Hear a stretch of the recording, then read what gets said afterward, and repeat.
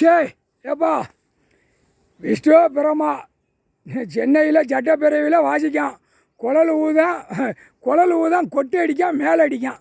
இப்போ அவன் காலை கட்டியாச்சு. சட்டப்பேரவையை வச்சுருக்கான்ல, அவனுடைய சட்டப்பேரவையை உள்ளே போகிறவனை பூரா காலை கட்டிடு. சரியா? இதோட முடிஞ்சு வாச்சு, கணக்கு முடிச்சிட்டாரு.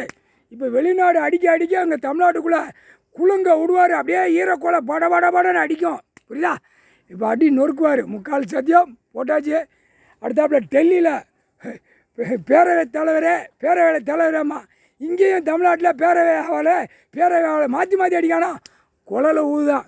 இப்போ இந்த மைக்கை பிடிக்கிறதுல மந்திரத்தை கட்டிடு. வாய் கட்டுற நேரம் அது கட்டிடுவார். அந்த டைம் போடுவார். வாயை கட்டணும், காது கட்டணும், இன்னும் இருக்குது பாக்ஸை கட்டணும்ல. இவன் அந்த செத்த பேய் பேப்பர் வீட்டில் வச்சுட்டு வந்து குழலை ஊது வாசிப்பான். நம்மகிட்ட இத்தனை கோடி இருக்குது. அந்த மூலையில் ஒரு சைடு ஓடிக்கிட்டு இருக்கோம். இத்தனை வீடு நம்ம வச்சுருக்கோம். இத்தனை விமானம் வச்சுருக்கோங்க. எப்படி நம்ம பில்டிங்களை வச்சுருக்கோம், பொண்டாட்டி எத்தனை வச்சுருக்கோம், வெளியில் உழவுக்கு போகிற எத்தனை வச்சுருக்கோம்னு அவன் எந்த சிந்தனையிலே இருப்பான். எம்எல்ஏ, எம்பி, மந்திரி, முதலமைச்சர் விமானத்தை பூரா நுப்பாட்டிட்டார். இன்னும் இவர் விமானத்தில் போக எல்லா விமானத்தையும் கொலஸ் பண்ணிடுவார். ஐயா போகிறாருப்பா எங்கள் அண்ணன் ஈஸ்வரன் ஹெலிகாப்டரில் போய்கிட்டு இருக்காரு. புரியுதா? இது எந்த விஞ்ஞானியும் கண்டுபிடிக்க முடியாது. அவர் மந்திரத்தால் கட்டி போய்கிட்டே இருக்கார். உலக நாடு மந்திரத்தை கட்டிட்டார், தாய் இந்தியா நாடை கட்டிட்டார். இப்போ மந்திரத்துக்குள்ளே கிடந்து குழல் ஊதி வாசிக்கான், கொட்டு மேலே அடிக்கான்.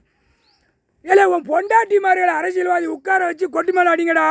2 காலை கட்டிட்டாரு, 2 கால் 10 விரலை கட்டிட்டாரு. கொட்டு மேலே அடிங்கடா, கொட்டு மேலே உட்கார வச்சு அடிங்கடா.